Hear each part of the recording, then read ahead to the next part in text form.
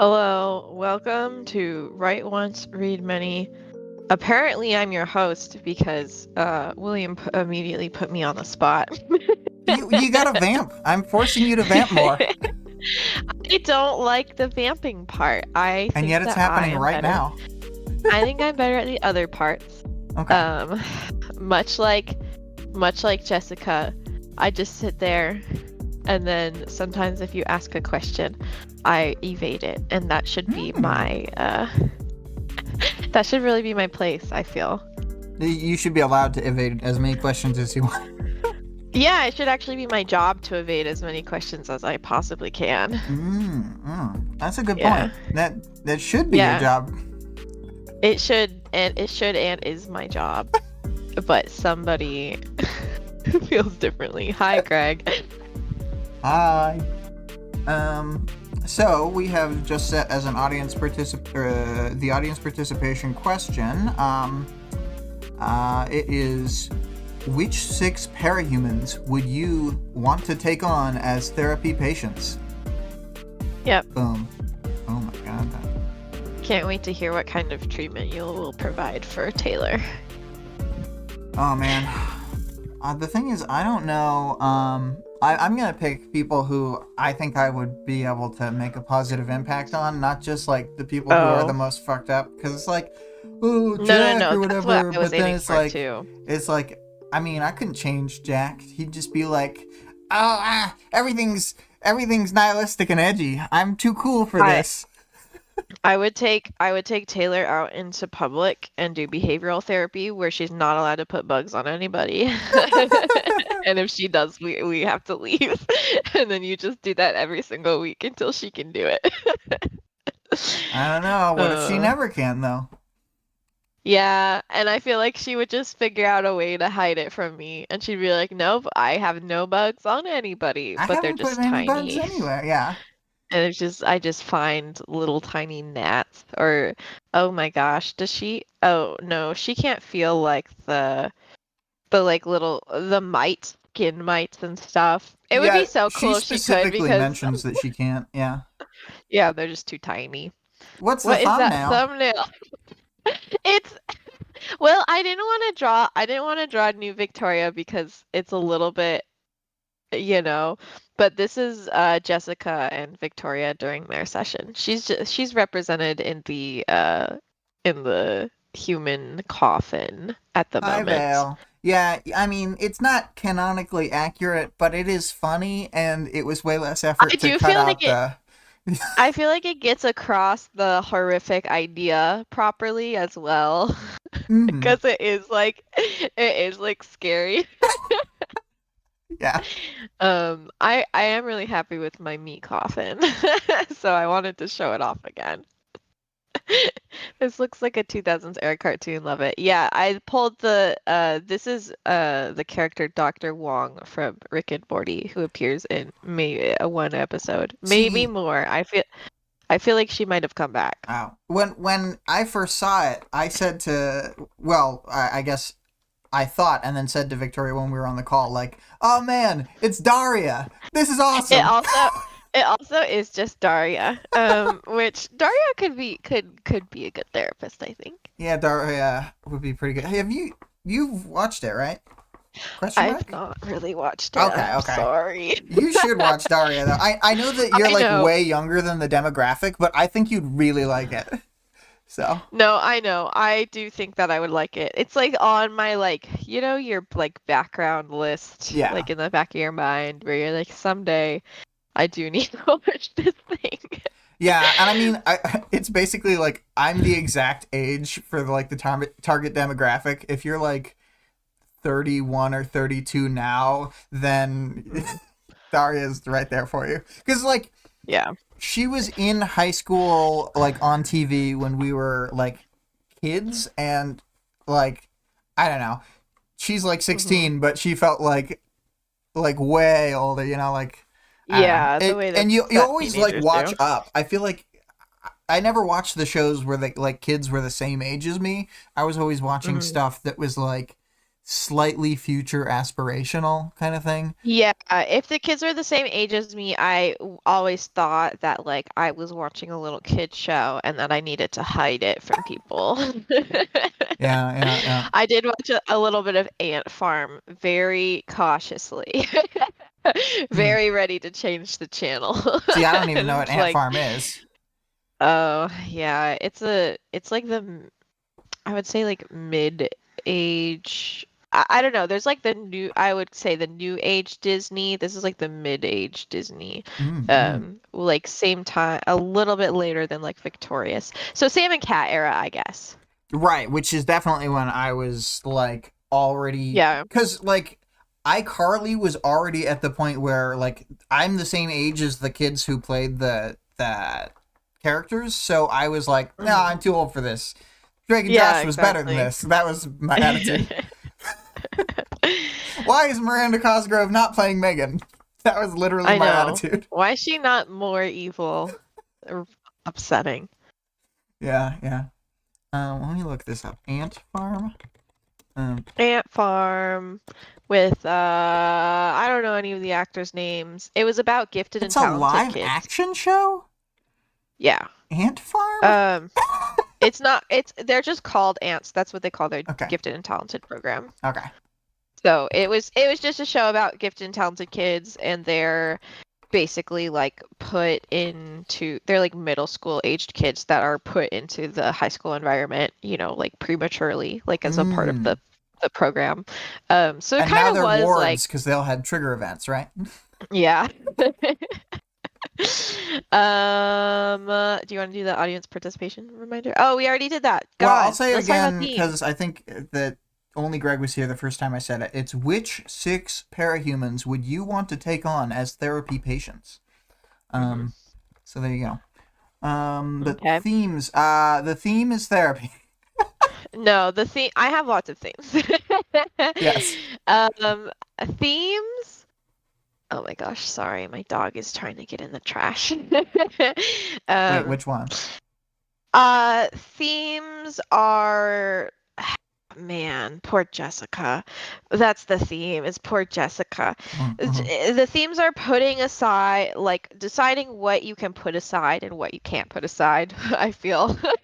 A lot of it. Like what you need to like hide from yourself and others to cope. Um, Obviously therapy and mental health treatment in like a PTSD situation. Like almost everybody, I guess kind of except for Sveta, but I do think Sveta gets put in there is it's like they don't have typical mental health problems. They all have like pretty serious PTSD, um, Yeah. and kind of Well, recent. including Sveta too. Yeah, including Sveta, but she's a little bit less. She's got like a different situation going on.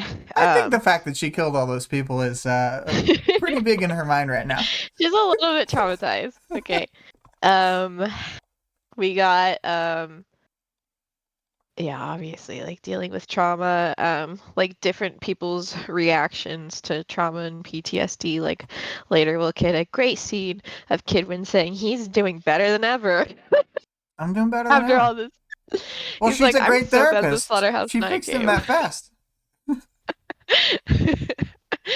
uh, I just like could not get over that line when he's like, actually, I'm happy about all this happened. He doesn't say that exactly, but it's really how it comes off. I don't think he means it like that. Yeah, I don't think he means it like that. He's just like he is finally doing well at his tinker stuff, and like Hmm. being in the high conflict probably gives him a lot of inspiration, like just Hmm. very directly powers driven inspiration. Hmm. So he's probably digging it. Yeah. A lot of the characters are dealing with like wanting to um like take on more responsibility for other people, um and like feeling ownership over other people and I had one more that I wanted to talk about and I'm not quite remembering. Let me think. Jessica. Did it have to do with how the whole chapter is actually from Eidolon's perspective and is a psychometry into her brain with powers? Oh, no, but it is very intrusive. I am super not a fan of that. Oh, I guess that's part of it, like balancing the real world with the therapy. Like that's a lot of like what Yamada's doing is she's like trying very hard to like balance her like patient's confidentiality, but she also like cares a lot about them, and also they don't have like a lot of time for her to just beat around the bush and like not acknowledge that she knows these things. Um, which I don't know. I mean, it's a theme, but it's like it's not like a very serious it's not very serious like in the context of things. It's just something that Jessica is like has to deal with on a personal level. Work-life balance, as always. I feel like anytime the words are involved, there's gonna be work-life balance and stuff. Oh, and obviously identity. Um, Yeah, I think identity is important because I specifically, once we're talking about like either the section of the chapter or the characters at the end, I wanted to talk to you mhm. about how she says that she wants Weld to pick a proper name. It, Yeah, I get where she's coming from, but it does strike me as a bit. yeah. I'm not here for it. Yeah, she's very focused on trying to she doesn't like how enmeshed everybody is with their secret identities. And it's just, it's just kind of a preference, I guess. I just think But for case 53s especially, like if they want to go by their cape name, let them go by mm, their cape name. They don't remember like some birth name. They're not like trying to run away from a name they had. Like hmm this is like I mean, at least for now, kind of how they think of themselves, and maybe they will change that. But like the idea that their name isn't a proper name or whatever is, and that they have to like fit her version of things. hmm I don't know that that's like the best approach. Yeah, yeah. It's just like a therapy biasy thing. It's like a way that you can it is like a good example of a way that something that they value and that they see as like beneficial for everybody, but might not necessarily be the case. So it's just Yeah, I think one of the things about Jessica as a character that a lot of people have a hard time with is the fact that like she also has problems and makes mistakes. Uh, that's like what the whole second book is about. Mhm. um, Yeah, she does. I found some of the things she was doing to be very questionable as far as a typical therapy ethical situation goes. But I still like her. She's doing her best. oh yeah, no, I like Jessica a lot. I'm just Yeah, saying that she's like doing. people talk about her like she's the world's greatest therapist, and like I don't know, she's just like a good therapist. She's a good therapist. She definitely does some things that I would not do personally, and I probably wouldn't like. Yeah, like I literally Yeah. think Darnall might be better. True. He's just less Uh, likable. I mean, I still like him, but I think other people are He doesn't, not. it's because he doesn't eat pizza on his bed with no pants on. That's true. It's very endearing. Okay, let's talk about Val, Jessica. excuse me, but she is the world's best therapist, Earthbat that is that we have met so far. So far. She is the best therapist we've met so far. I'm glad that Wildbow decided to do a good therapy chapter because I think a lot of the time when like a TV show or movie or something is wanting to do like a little therapy segment, they will do pretty bad therapy either on purpose or on accident. And it's not really it I know like it's a different they thing, just but do. in Crazy Ex-Girlfriend, the therapy when it finally happens is really good, but the character like Mhm. specifically is just bailing on therapy all the time. Yeah, yeah. I just like good therapy representation. And um, it's like it makes I don't know. You don't, it's just like using a therapist to like get something out of the story. It's just like, okay, I guess. It's just a little bit of it comes off as weak writing, you know what I mean? And so when you have like a more realistic situation, but you can still get like some really good content out of it. I appreciate that. A show that I used Um, to like a lot, but I now think is really hacky, is The West Wing. I watched it as a child. I think I should be cut some slack. There's a therapy scene that, I mean, there may be more than one, but I'm thinking of a therapy scene for Josh Lyman having post traumatic stress disorder after an attempted assassination of the president, where he himself had been shot in the crossfire. Um, and like, it's not the world's worst representation, but it's like on the level of like the Goodwill Hunting therapy, which I think is oh terrible, God. fucking terrible representation.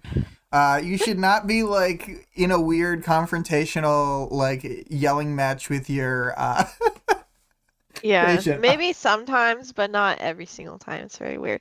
Vale said shock therapy is 2 times more common than any other sort in movies, which makes this story feel less believable. Where are the shot collars? For real. Uh, if only they put shot collars on Spezza, then they wouldn't have had all these Oh problems. my god! But wait, she doesn't have a neck to affix a collar around. You just put one shot collar on each tentacle. Oh no! It's so many. She calls them tendrils, but like I'm like, she's a tentacle monster. Well, I think maybe like tendril feels more right to me because it's like She they're doesn't have suctionies. they're stiff, you know? Like they do whip around and stuff, but they're like rigid and they're not like, I think of a tentacle as like blobby. Mm-hmm. This is It's all not just like squishy enough. completely, in brain stuff. I have no real world backing. I'm just saying, like, No, I think they don't count as tentacles because they don't have stickies. They don't have like a top and a bottom. So mm, they're just a thing. Let's talk about Jessica. Vale got you. No, She no more identifies as a tentacles. tendril monster. Please show I'm respect. sorry, I'm sorry, I'm sorry. Get wrecked, Jessica Vic. Yamada, pro therapist. I do think that it's really funny that this chapter isn't just called Jessica Yamada. It's like Jessica Yamada, comma therapist or something like that. Jessica Yamada, pro therapist, is talking with her new client Victoria Dallin. Oh my gosh. With the assistance of a staff member there acting as interpreter. And the interpreter is reading off the alphabet to Victoria, and then she indicates like when to stop by blinking in order to spell out words. I feel like we can have a better system than this, but whatever. Um, but the system is pretty good for somebody who is only spelling out one single 3-letter word over and over again. So it is perfect for Victoria. Um, I guess oh, I can't think of I can't think of something that would be a better system with the faculty she has available to her. I feel like they things that we have now are more like eye tracking systems, and I know Oh this is yeah. like Oh, they a could little bit definitely ago. tinker it. Yeah, because They their could have tech is definitely advanced tinkered compared to something though. ours. Yeah. Yeah, I think they could have just done an eye tracking system that does the exact same thing. It just watches her eyes, she looks at the letter, and then Because she blinks or whatever, and then she um spells like that. like Stephen Hawking had his thing is an eye tracker, right? I believe so. Yeah, so that's been around for I think ages now there's that I like a think about it. hand component, but like I think that I could assume that Victoria could like eventually be using some sort of hand component if she like had some physical therapy or something. But I don't know. It's just a bad system, but it seems like she got there like somewhat recently. Like it's been like a few days, right?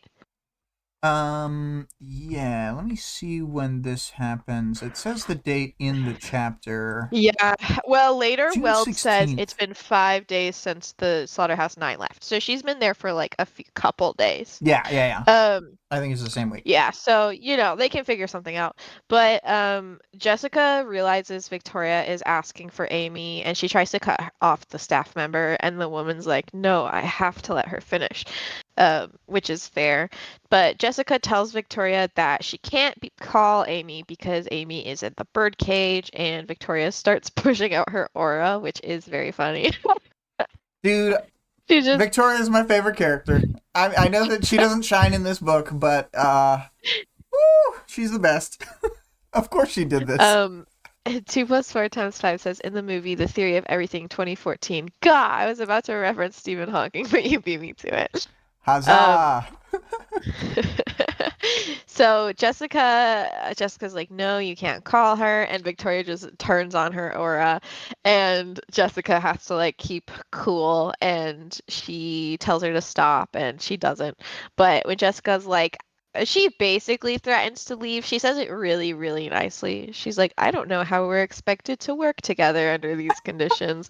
And so she stops. Or she doesn't stop completely. She just pulls it back. And Jessica can still like tell that it's on. So Yeah, Jessica says that Amy. she says, Victoria, if you want to communicate with me, I'm going to insist that you turn off your power. Yeah. Um, so Jessica just says that Amy was too dangerous to not contain and that this was in everyone's best interest. And Victoria disagrees that it's not in hers. But Jessica reminds Victoria that there's others out here who care about her, and Victoria just stares at her silently. So Jessica wraps up the appointment and heads out. And checks in with the head nurse, and she says that she will take her on as a client despite the difficulty. So she goes and preps for her next client, which we hear is named Sveta, code name Garot, or whatever you want to call it. Oh, we skipped over the part just really briefly. She did agree. She was asked if she wanted anything else, and she said she wanted a bath. So they were sort of in this first encounter having a meeting point where they got something done. You know what I mean? Mm-hmm. Yeah. So anyway. So she has to get all decked out in this like multi-layer, really complicated protective suit to go see Sveta. But when she enters her room, Sveta is like creepily. Oh, can we change the art? I was gonna say it once you said that she grabbed onto her. Sveta's creepily hanging above the door. I cannot figure out like did the power have her go do this, or did she go hang above the door thinking that she would be able to like be chill and then attack her? I think that when she is like this, she can't control herself like almost at all. So it was just like the power was crawling over because it wanted to grab somebody who was coming in. Okay. It's just like so creepy. So she's like hiding above the door, and then she immediately like starts grabbing her with her tendrils, and Sveta's like, "Oh my God, I'm sorry, I'm so sorry." And Jessica is trying to like walk her through calming down and doing some of their relaxation exercises. And she's like obviously freaking out, but she's like seemingly doing a good job at being really chill externally. And the protective suit, like along with everything that's happening, the protective suit is just malfunctioning in multiple ways. Like the airbags get set off when they weren't supposed to, and like she can feel like the metal frame like broke at some point inside. And she realizes that the last person who was wearing it must have had an altercation and then like didn't report it and just put the suit back. Yeah. And she's just kind of really frustrated about like the whole situation. Oh my gosh, that was the theme that we forgot to talk about, bureaucracy. This is another thing that's like there's a relatable, lot like of the that in this chapter. dysfunctional like nature of everything. Yeah. Yeah, basically bureaucracy and the policies that are supposed to like be in place to help, but there's people breaking the policies, and so the people who are following the policies are just suffering like at all points. because they have to follow these policies that like don't really make sense to the situation, and nobody else is doing it. And yeah, that's what we forgot to talk about. 2 plus 4 times 5 says there's a scene where Stephen Hawking has a color-coded letterboard where there are 6 groups of letter, each with 6 letters / words. So blue, red means blue group, red letter, which could mean G. 2 plus 4 times 5 in the movie, Stephen Hawking's helper lists the colors really fast as he blinks to select each color. Okay, work is starting. Bye. 2 plus 4 times 5. Bye. Um, so Sveta is still struggling to not just like tentacle murder Jessica, and she tells her that they should have done their session through the glass, and Jessica's like, no, this is great. We're practicing human contact. And I pulled a quote here. I'm gonna kill you. I don't want to, but I'm going to. I'll... Hush, Jessica said, sounding far, far calmer than she felt. He's like, I feel like Sveta is like so creepy this chapter, and like she doesn't mean to be, but she's like, sorry, I'm gonna kill you. I'm sorry. You're just so nice. Yeah. Um, but Jessica assures Sveta how safe and totally calm she feels, and also lies and says that the suit is working perfectly. And she tells her the good news that she actually just met a new client that can't be hurt by Sveta, and that she, like, the new client definitely needs some friends. So immediately this seems to help Sveta pull out of it, and she releases Jessica and moves over to her bed. I think that this is like problematic in a way. It ended up being good for them, but I really think that Sveta could have done like a lash hit to break the shield and then just torn Victoria apart. I know, and like they say, oh, she's invincible or whatever, and so like that's what Jessica thinks, but also she should probably know by now that like people's powers are kind of complicated. And so I don't know. Yeah. It's like she could definitely have hurt her, but it probably would have been fine. Yeah. I have a quote here. I mean, it does end up fine, but yes. The quote is, Sveta was little more than a very pale face with thin tendrils streaming around it like hair. Small organs dangled from the largest of the tendrils that extended from the back of her face. A small symbol marked the girl's cheekbone, a stylized C in black. Gross about the tiny organs hanging off her tendril. Nasty, dude. So Sveta It is gross, apologizes but I wasn't again. gonna say it. It's like tiny organs dangling. You know that what that makes me think of? Testicles. I mean, sure, it's probably grosser than that, to be honest. They probably are like squidgy, and maybe some of them are like wet all the time. I'm gonna It be just seems real. like they It's should probably put like gross. a cloth sleeve over it, but they probably are having, have trouble like getting close enough to her.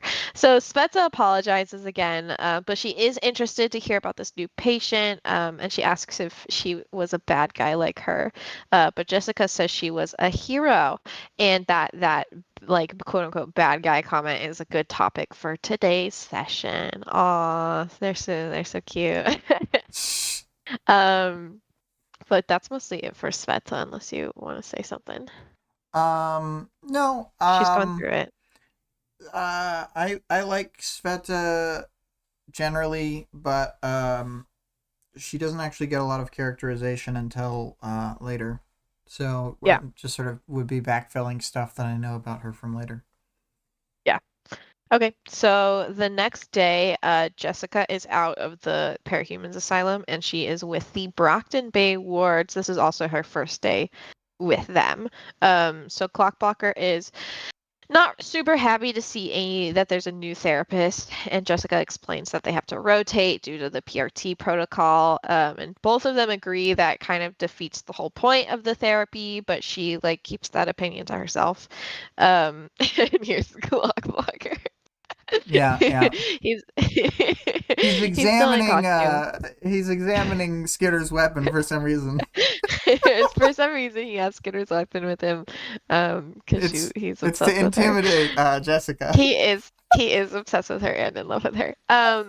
But Jessica quickly gets Dennis rambling about all of the bad shit that's been going on around here. You know what When he Dennis doesn't mentions, say a single time? There was bugs in hmm, my nose. yeah, but that's like such old news, honestly, at this point.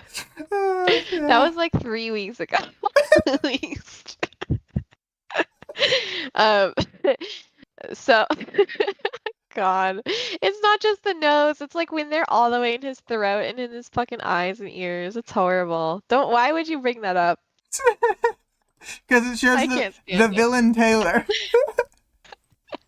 it. So Nothing bugs he, Dennis anymore. Vale's nailing it.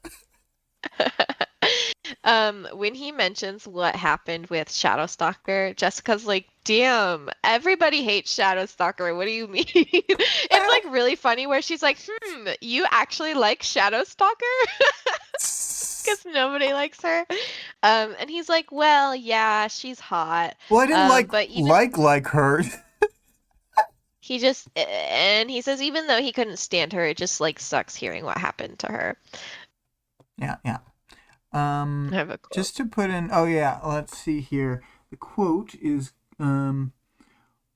with all the stuff the capes bring to the table, there's 100 bad endings that are possible that wouldn't have been possible 30 years ago. You hear about what happened to Victoria and Amy Dallin? Victoria. The vivid mental picture disconcerted her briefly. Yes, I have. Like, Greg says, such old news. I'm sure the next time they meet Taylor will find a new terrifying orifices to stuff bugs in. I mean, she totally did with Triumph, didn't she? I feel like she was putting them in his holes. Yeah. Just to be up front, I did look up the timeline, and it was April 14th when they did the bank robbery, and it is June 16th, I think. hmm So hmm it has Yeah, so he's it's got been plenty two of time months. to get It's over just it. who cares now? None of that Who matters. cares? Who cares? So, Jessica checks in to make sure that his sleep Oh, and this scene eating is are the okay. 17th. Whatever. And she says she had like come into the session planning on giving him like anxiety coping methods, but like that doesn't seem like a good fit for him. He's not particularly anxious. And after some thought, Dennis says that he's not anxious, but he's just feeling like the effects of how hopeless and defeated everything has been for the heroes. Everyone else just seems satisfied with quote unquote defeating the Slaughterhouse Nine, but in Dennis's opinion, it's like this huge loss. And Dennis says that he regrets joining the wards, which is like I don't feel like we'll hear like some of the heroes be like, "Oh, I feel like maybe I could have done things differently, or I kind of regret it, or But this is whatever." But one of the he's most like, "I upfront. regret Yeah. it." He's like, "I shouldn't be here. I don't like this." He just like can't stand having to participate in the system in like ways that are arbitrary given the state of the city. For example, having to go to school every day. And he wonders if that's why the villains are staying ahead. And he says he feels like he could handle everything with the villains if only he understood them and understood how they just seem to evade all consequence. Pretty sad. I will say that he says that the villains avoid all consequence, but like aside from Taylor's group, everyone else has been wiped out. Yeah, I think that's just his focus right now, where Yeah. he's like, oh my gosh, the Undersiders just get away with everything, but there's like literally everybody else has died. Yeah, I was gonna say like if you count the number of deaths, like a bunch of shitty people got offed. Yeah. So after Dennis's session, Weld pops in, and Weld, I think he'd like been the one to recommend her or something. They know each other, He had and have had recommended the sessions team getting before. therapy, if you remember, in his chapter, or no, Yeah. in Missy's chapter, the Vista chapter of Arc 9, he talks to her, and that's when he insists that they do get it. Yeah. And so Weld asks about how this situation looks from outside like from an outside perspective, outside the city, which Jessica says is largely positive towards the local heroes, but, the city's not looking good. And Weld is just kind of reeling from this whole situation and unhappy with the lack of help that he's getting from outside. But just when they're like getting into things and talking about his internalized case 53 phobia, his phone rings because fucking Skitter is trying to recruit Parian. Can you believe this?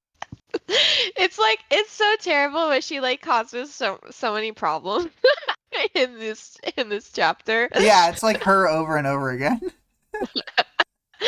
Which I feel like you're just, you're getting like from the hero's perspective. No, I think it's very like, intentional just, that just we're how much they hate, like why they hate her so much. Because she's always like, why don't you guys like me? I haven't done that many things. And it's like, you're making everything worse all the time. Phil said, Taylor is the consequence. I'll reiterate, Taylor is the consequence. Yeah. So, good thing. Oh wait, we didn't change the Weld one. You have to put it up real quick. Oh yeah. Oh, my bad. It's pretty good Weld. Did you draw this one for this, or is this from another chapter? I don't remember this image. This is from him being electrocuted, but I deleted his mouth and his eyebrows and you made him smiling instead of his electrocution face, because that one he was less happy. This chapter's art is really funny. He does look. It's like the way he's like kind of like sitting in the chair. He's like too big for it, and he's like kind of suave. I also like that because he's being electrocuted, he's super shiny. Yeah, he's really shiny, but that's just his glow. Yeah. He put on moisturizer before he came. Well, he can. They talk about how he can push different like metals to the surface, so he's just trying a new look. Yeah. Greg says, I'm glad he finds therapy more pleasant than electrocution. Although, dude, based on our media literacy, maybe therapy and electrocution are the same thing. Yeah, that's actually, he's like way different now after he got electrocuted that one time. But Yamada doesn't talk to him long enough to notice. Well, she had never met him before the electrocution, so never met the old Weld. So the fucking Skitter like is recruiting Parian, and so like a couple of hours later, Flechette is just in her office losing her goddamn mind. They call her Lily, which once again, like I was talking about yesterday, as soon as a teenage lesbian opens their mouth, I'm like, it me. Let's see Lily now. Yes. Let us see her. She looks. Which I did. This one does not look good. This one looks awesome. This is directly after that scene too. Like this is the outfit she was wearing when this happens. Like when she's recruiting Paragon. She just hasn't gotten out of it yet. Yeah. There's something about the way she's slumped. I mean, it's very funny, but no, she's doing like a lesbian like hey mama sit. Oh yeah. Well, she kind of is. You know what? She is like that. Yeah, I always draw her as like a snapback hey mama lesbian. I've only drawn her twice, but both times I had it very much in mind. She's a little sleazy. She's a little sleazy. So she is in Jessica's office. It's like 6 p.m. and she's just losing her goddamn mind that Skitter made a move on her crush. And Lily now Skitter's going out with my girlfriend. Dude, the way she says it is, they got her. Skitter got her. And Jessica's like, oh my god, in a romantic sense, Parian. And she's like, no, worse. So, Lily tells Jessica about her recruiting Perian and how she gave her an offer she couldn't refuse, basically. Like she gave her that massive financial offer and it's gonna like help her friends and family get surgery. And Lily is additionally stressed about the situation just because of her feelings for Perian. And how is she supposed to tell this villain that she's in love with her? That's crazy, dude. Plus, if she gets rejected, it's all over. It's all over, and I love, dude, the way she's like yelling. She's like, "It's oh, she'll be out of reach. I can't help her." It's oh my gosh, it's just very teenage lesbian. I have a quote here. Yeah. Um, it's okay. So, do you think she reciprocated? I don't know. Sometimes I thought yes. Other times I thought yes, but not nearly as much as I had feelings for her. And there were other times I thought definitely no. But I couldn't ask because by the time I got up the courage, the Slaughterhouse Nine had murdered most of her family and her friends. The ones who weren't dead were altered. Fuck, my feelings weren't even on the third page of the list of priorities there. It was about taking care of her, helping her. It's what you do for friends. Yeah, okay. Yeah, okay, Lily. Um, I guess I believe her, but I also don't believe her. It's like, yeah, they're on Skinner your kissed list my of girlfriend. She's like, I just don't think she wouldn't be nearly as upset if this was like Weld, like obviously she'd be upset and like very confused and distressed, but she would not be nearly upset. Like it's like very much tied into her feelings for her. Um Yeah. so Lily talks about how nasty and gross Skitter is, I but the think she would worst just part be about like, her, I never thought Weld would turn. That's so weird. that's so weird. Maybe we should all turn. But the worst part about Skitter is how idealistic and naive she is, and that's how she got to Parian. And Jessica asks Lily if she believes what Skitter's telling them.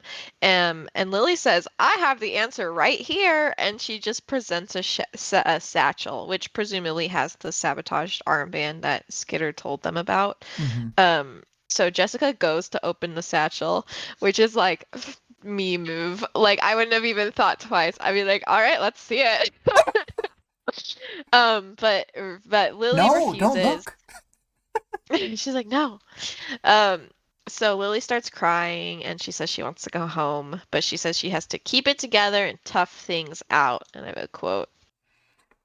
Lily didn't look, though. Jessica observed. She looked like a broken-hearted, homesick teenager. She couldn't say that, though. Or didn't look. So Lily, Lily didn't look tough. Ugh. I don't know why I saw an H there. that's okay. So Lily's phone starts to ring, but she's like too busy bawling. So Jessica offers to answer it for her. And Miss Militia notifies them that Triumph has been hospitalized by Skinner. Just to add insult to injury, or more accurately, injury to insult. Mm-hmm. Very sad. So Lily just pushes all of her feelings back inside and heads out. And Miss Militia calls Jessica back, and Jessica lets her know that the wards are losing faith. So sad. Look. Vale said Skitter is the best this chapter. Dude, no. It's like even I am like, oh my god, come on, Taylor. I love Taylor. Like they're having a hard day. So good. So the next day we have the worst therapy session of all. Kid wins, and I just have kind of a collection of statements here for his, if you want to pull up his picture. Yeah. There we go. He says, I still don't really get what we're supposed to do here. I kind of prefer to work through my problems on my own. I don't know if this is me. I still don't think I want therapy. Can I opt out? I'm not bummed and pissed off about what's going on with the villains and all that. I'm actually happier now. I guess I'm saying I'm done here. Kid Um, win. I know that a lot of people don't like Kid Win, and especially don't like this, but I love this. No, You go, girl. Kidwin, you little bastard bitch. Like, come on. And she's like, it's like really It's sad so because good. she's like, that's interesting. Tell me more. And he's like, no. He's like, no, I'm not doing that. I have to I Um, have to go to the part where she uh uh okay. She was offended, but she didn't say so. So good. he just keeps Oh he my just keeps god. saying no offense, and she's like, Bill said, wait, hold up. Skitter's just out here living her best life. She isn't causing anyone any problems. Why are they also focused on her? Sheesh. Why are you so obsessed with me? Skitter needs to walk in the room right as Kidwin said that. Just dump bugs on him and walk out. I They're know. always talking Maybe about that's me. the problem is like it's harder to get bugs in his armor, and so he like hasn't experienced the full wrath No, yet. because he has an uncovered lower face. Oh, you're right. You're right. Oh my God. Okay, Then but why I have to read what he actually likes when there's he bugs in loves his nose, I bugs. think. I love the I think brig. he like he kind of gets off on it, I feel. But luckily Vista No, is a I bit of a gotta I gotta read a shitty quote that you hate. I gotta read it. Oh no, don't do it. Okay. It's not that. I guess I'm saying I'm done here. He reached into his pocket and withdrew a pair of headphones. No offense, but I feel like having 30 minutes to kick back and take some notes on stuff is going to be a hell of a lot better for my mental health than talking. No offense. No offense. I like do The double I no do offense, bro. agree. Anyway, sorry. I do agree that like 30 minutes of chill time is also good for him. Um, but that's, You whatever. I Whatever. think what you're I think saying that is that he could have a different 30 minutes for chilling out. he could have a different 30 minutes of his day. Yeah. Also, there's no way these are 30-minute sessions. I mean, maybe they just do like they like plan to have multiple sessions a week or something like that because she's like there for a few days. So, yeah, luckily Vista's a little bit better of a client. But she is even more hostile, and she just like comes in guns a-blazing and immediately tells Jessica that she's talking down to her. Which makes sense actually. Will you change the picture? Yes, yes. Yeah, so she says she's being talked down to, and she's like really not into it. It makes sense because of how short she is. So it's just like She has to look she's downward to just see her. she's just talking. Uh, Phil said he has zappers, the bane of bug-focused heroes or villains, if one is labeling that way. For me, I like to have 16 hours of chill time a day. Me too. Therapy would just eat into that limited time. Lol, Vista pick. Yeah.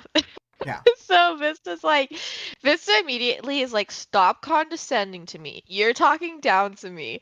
And Jessica's like, I'm not. This is just how therapists sound, which is true. And she spends the rest of the session like Vista does, trying to figure out how she can take on the emotional burden of her team better, just like Jessica does. And Jessica's like trying to zigzag and like insert like real therapy in between this kind of stuff, kind of in the same way that she did with Kidwin, where she's like, tell me more. Right, And I'm a yeah. quote. But then she was defeated by Kidwin. He won that interaction. Yeah. She wins this one, luckily. Um, if there are doctors and field medics, maybe you're the equivalent of a field therapist? Don't be condescending. She's Vista, come on. She's like trying to be nice. So Vista describes her internal tug of war. There's one side that is like more idealistic and just wants everybody to be happy and stay together and be safe, but the more rational part of her knows that horrible fates will befall them one by one, and that side of her is like really cold and like clinical about it. She's like not she thinks, at least she thinks, she's not sad about it, and she just kind of accepts it. And she says I'm she not knows she's sad, you're gonna sad. She's like, no, I'm really not upset about it. That's why I'm talking about it in therapy. She knows she's gonna die soon and that it's gonna be horrible, and she challenges Jessica to try to quote unquote therapy that, which Jessica accepts, and Vista's kind of like, oh, okay. And she's I think that Vista's reaction here is just that everybody usually when she like talks this kind of talk, they're like really worried about her and start freaking out. And so she like just has somebody be like, yeah, that makes sense why you're feeling that way. And she's like, oh, like now I can like actually express myself. Yeah, I mean, I definitely feel that way a lot of times, like when I'll like express a real concern about something that everyone is just like, I don't know, not focusing on or like intentionally not thinking about. Like that's kind of how I feel. Mhm. Like Vista is in this, because everyone's telling her like that bad thing's not gonna happen. It's like a bunch of my Yeah, friends are or they'll dead, be like, idiot. you need to stop. Yeah, or they'll be like, you need to stop thinking like that. Like you're gonna make yourself depressed or whatever. Yeah, they Um, tell you you can't be sad about something. yeah. Or like, Vale you said, can't feel how you want to feel about it, I guess. yeah. Phil said Vista 20 minutes before therapy sees condescending on word of the day calendar. Yeah. She does say it like 3 times. Um, Jessica's Monday is mostly client free, as the wards and protectorate are scrambling after the whole mayoral debate coil blowing up situation. That one was less of Taylor's fault, but she was sure was there. The next day, Jessica is smoking up on the roof while the heroes gather with the Undersiders. To go head to head with Echidna or Noelle, and And she is Dolan greeted by shows up. Idolin. Yeah, look at she's so sad. I noticed I his didn't. shadow over off to the right of the Yeah, picture. he's looming I really like towards her. your like clouds and like the air up there. It looks really like good.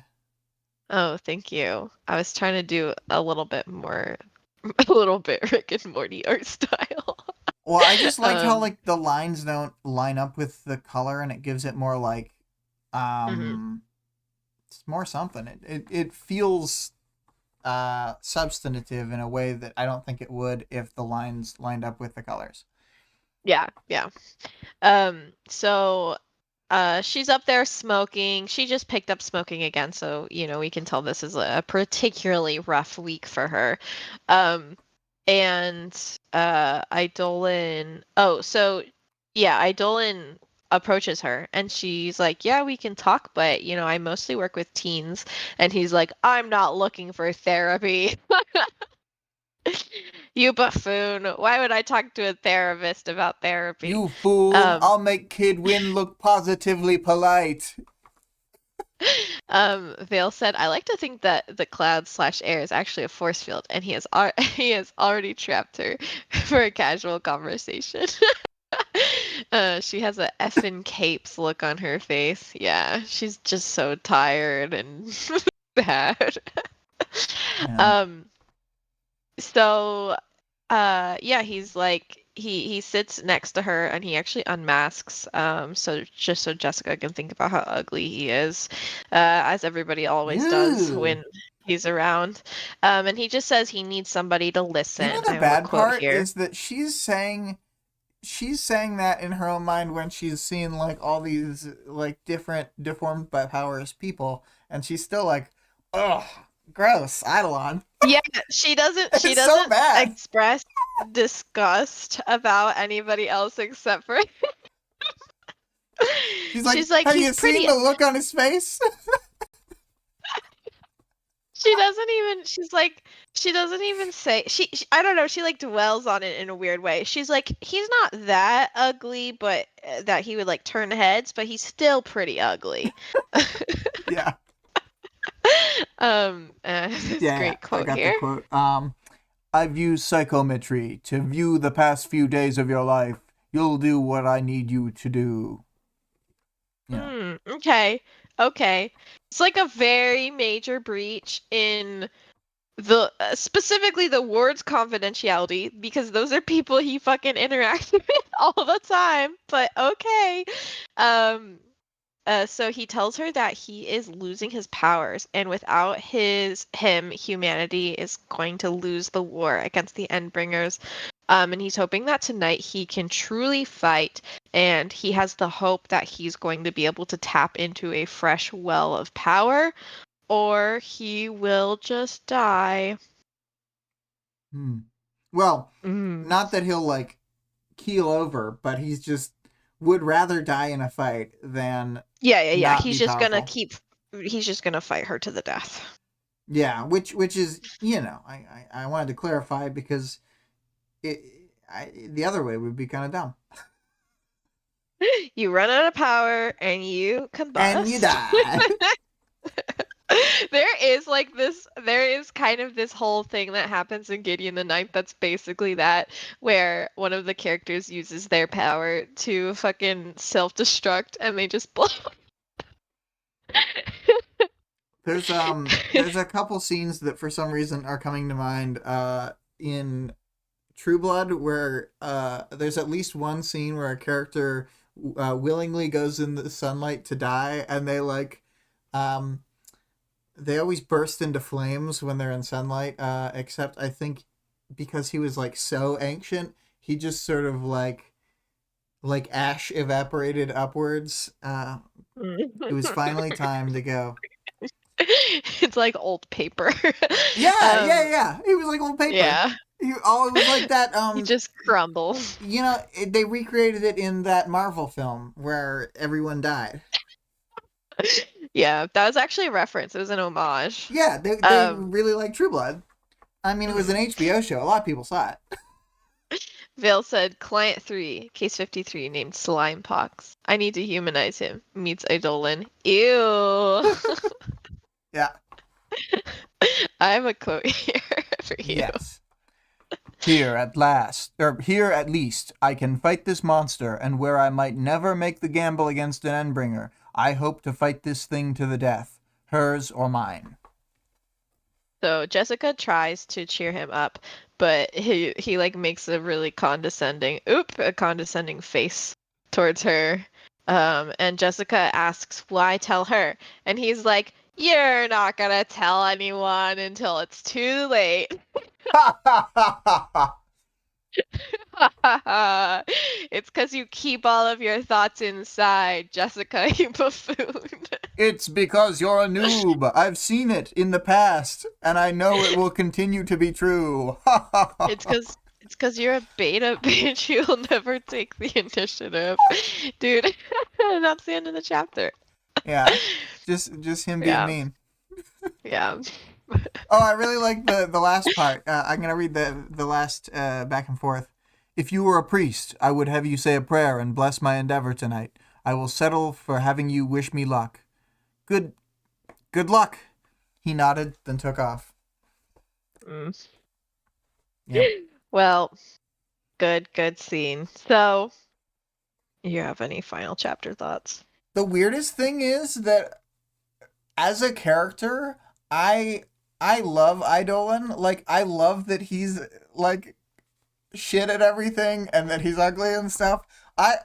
I think it's like his chapter later on is like so good. For me, that's like the juice. I don't know what it is. Yep. He's just like such a compelling character to me. He's like really pathetic, and I love him. Yeah. I feel like he's also one of the oldest capes, so it's like kind of, I don't know, he's just like a lot different than a lot of the other ones because he is so, I don't know, maybe I'm making that up, but I do feel like he is a little bit older when he gets his powers. I think that he is in his early 20s. He had been trying to join the military and hadn't been able to. Okay. And then he had tried to, well, I mean, to pre-do what he's trying to get Echidna to do here. Yeah. Oh God. Well, It was a pretty good chapter. I really like this Lo one. I think it's like love awesome. hanging out with Jessica. Yeah, I like seeing all the different scenes, and like this is uh I mean, it's such a good dip into so many characters. Hmm. I mean, there's a reason you had to have 8 arts, because there's like, well, there's more than 8 distinct scenes actually, because there's the pizza bed scene too. So there's, Yeah, there's pizza bed scene, and then on Monday um she's kind of like alone in the office for a lot of her day oh yeah, so and it's just like like feeling 10 really distinct useless. scenes, but it like they Mhm. all feel like it's a really good collage. Everything is needed, kind of. Mhm. Yeah.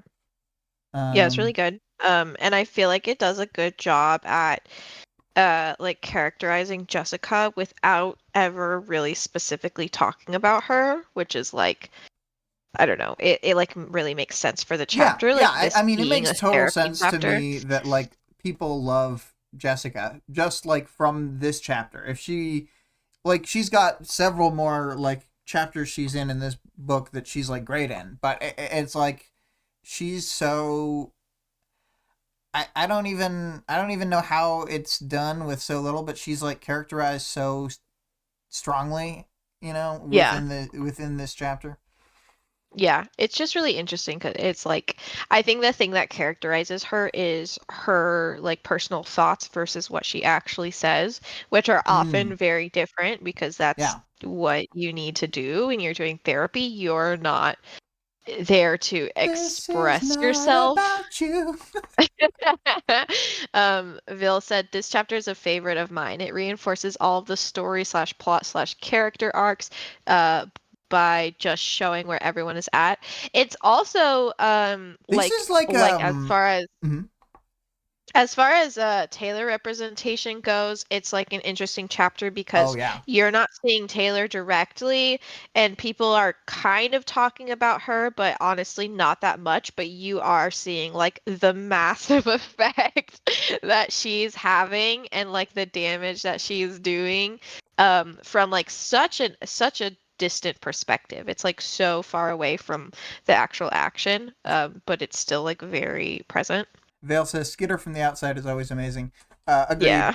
But what I was gonna Yeah. say is that it makes me think of like this is like a redux of the Arc 3 interlude that is like Yeah. a bit of a letdown, Good.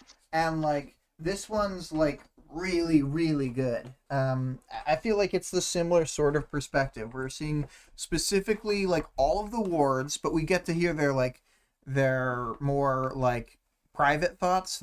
I mean that they're willing to share with a therapist or whatever, but like Hmm. um they're not modulating themselves in front of the group or anything. So Hmm. we kind of get to dig deeper with each of them. It's still about like the aftermath of Skitter doing a thing, but instead of Skitter having done one thing and then being like, "Wow, there's this new person. What's the deal?" and like they're trying to figure out the power. Instead of that, it's like over and over and over. She's just hitting and hitting. It's just crazy. Yeah, it's awful. Yeah. Yeah, it's just such a good chapter. Do we want to start or end with talking about Jessica? I think we should end with talking about Jessica. Okay, so we can talk about Victoria. Um, Victoria's having. I'm just gonna scroll this back. Victoria's having some problems. It's going real bad for her. Um, Things are not looking up for Victoria. yeah. Despite what may have been said or impressed upon her, Amy did not, in fact, change her brain back. So Hmm. Victoria's still in love with Amy. It's pretty bad. Um, And then, despite the image here, as we said earlier, she's more of a pile of bodies. She's like more or less 4 different bodies all jumbled into one body. Yeah, and it's such a disaster that Jessica, when they say, "Oh, we'll use some like lowering mechanisms to get her into the bath," she's like, "Wouldn't she break?" And like, is she like, so she like looks like very precariously put together. Yeah. Also, her power is broken. On all of the subparts of her power, I Hmm. believe her force field is now always on. Um, and then in addition to that, her aura can only make people fear her, and her flight doesn't work more or less because her body shape affected. It's not like the aerodynamics. It's like how her brain interprets like the flight mechanism. It's like if you it's like if you had two super different like leg lengths. I feel like and like had to adjust to that, but it's like a way worse version of that. And I don't Hmm. even know that there's like a good analog that I can think of. Um, Yeah, like if but her like her brain flight can't comes from go the in the right center of direction. her, Yeah. yeah, like if her flight comes from the center of her and now she has like several centers of her, then they're like conflicting with each other or something. Yeah, but it sounded like she would just sort of wobble around and crash rather than going where she wanted to. Hmm. So they don't talk about that in this chapter, but she is, I do believe, fairly upset about these things also. Yeah. Yeah, and she seems pretty sad. She like when Jessica's like, "Don't worry, other people care about you." She like has a poor reaction. I mean, I feel like we have like hindsight or whatever, but she's not feeling very like loved or cared for by other people. Sorry, my puppies are playing right now if you can hear them barking. Yeah. Um, Well, like her mom has written her off, and then her dad is like yeah, and we visiting saw her, that but part. not like. I mean, this is the same thing I said for Sveta. I'm just filling. I'm for backfilling way too much. I probably shouldn't talk too much about it, but That's fine, that's fine. But yeah, she's not happy, but you know what? She can have friends with people because Sveta seems sweet. I think that Sveta would be happy to be around anybody who could be around her. So even if it's difficult to communicate or whatever, I think she'd be fine with it. hmm. Um, Vale said, Vale said, I hear puppies playing. This is unacceptable behavior for puppies. I'm sorry. And then he had said, just think about how different this story would be if Skinner was actually going to school. Dennis was right. That is what is holding them back. Yeah. I would love to see a Skinner. Oh man. So in Miraculous Ladybug, the whole like drama premise of it is um Marionette and oh my gosh, I can't even remember his name. But Batman. the male the main the leading lady and the leading man they go to high school together and out of costume she is in love with him and in costume they don't know who each other are and his in costume is in love with her in costume. And so Mm. they have like this stupid love triangle that's just between themselves. Yeah. No, I've heard And of this. I've heard of this. I would love this. I want that for Taylor with any of them.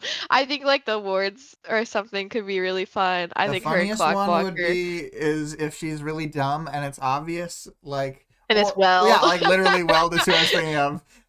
It's like Weld and I'm the in only love with difference is School when he's Weld, at but when the only difference is he wears a backpack when he's at school. that backpack is just so hot. He's just I mean I get it. But then but then when they're in costume, she doesn't recognize him and he's in love with her in costume. Yeah, exactly. Oh, so good. He's like, I love Bo. God.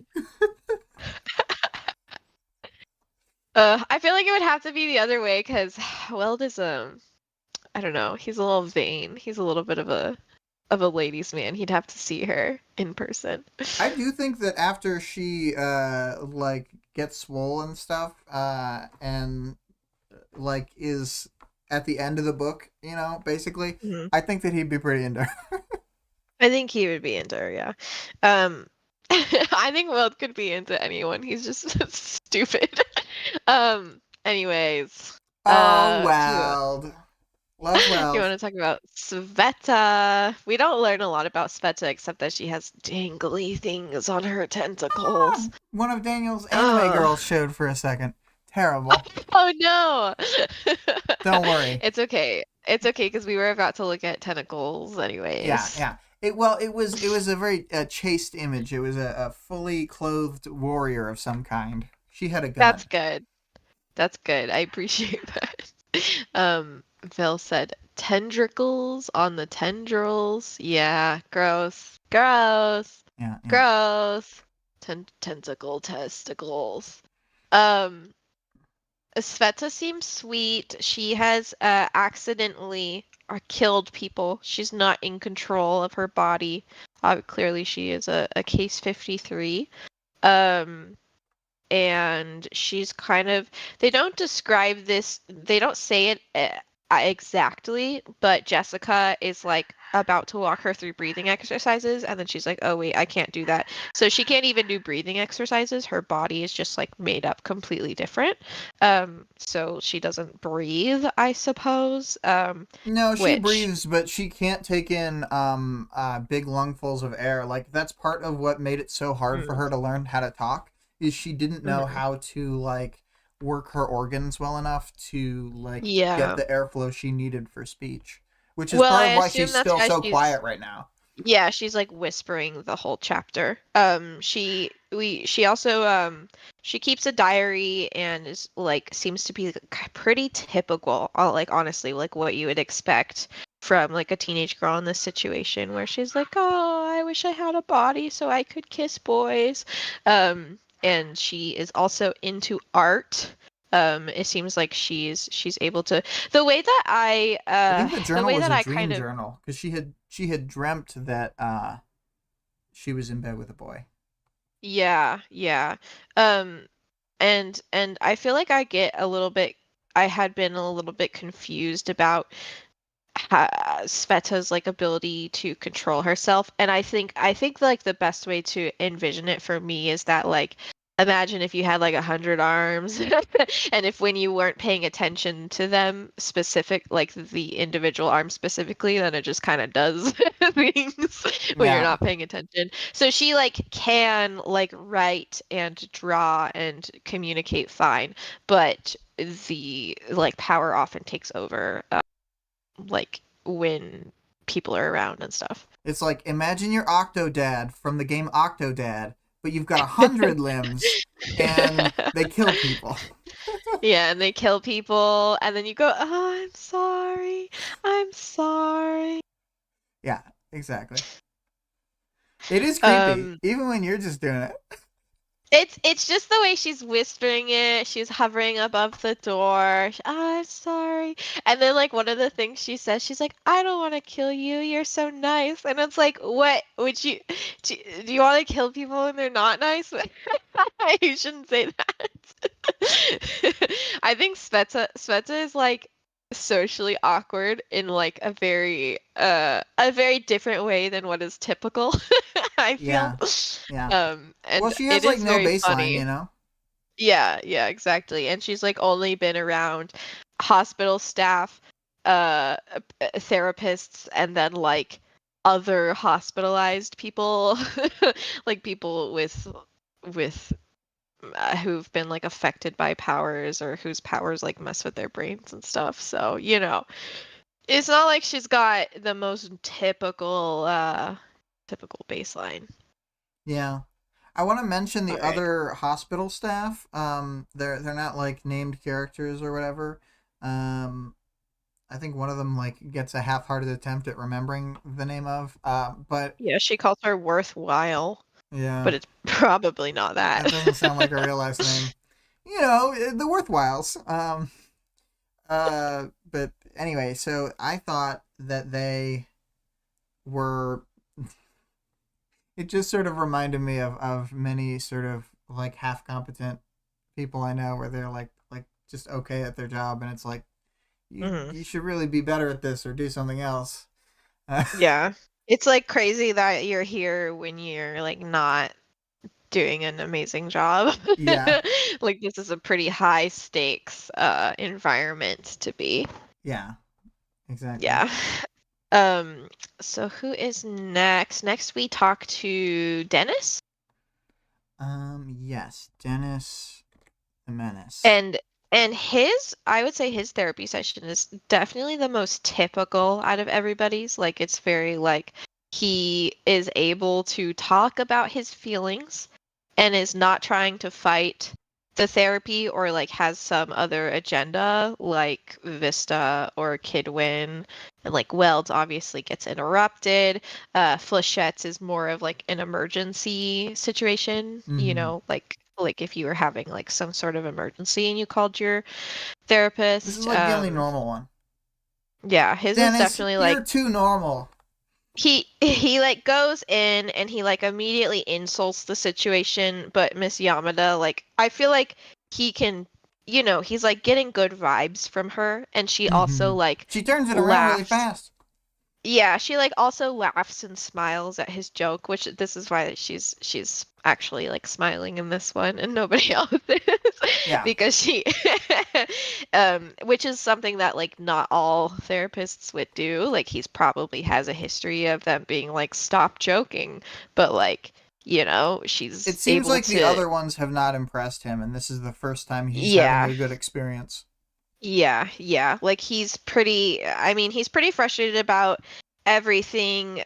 I mean, Clockblocker very like skitter coded in this scene. I mean, he has really like similar thought processes to Skitter as far as um like bureaucracy goes and feeling like he's needs to be doing more and like they didn't win against the Slaughterhouse 9.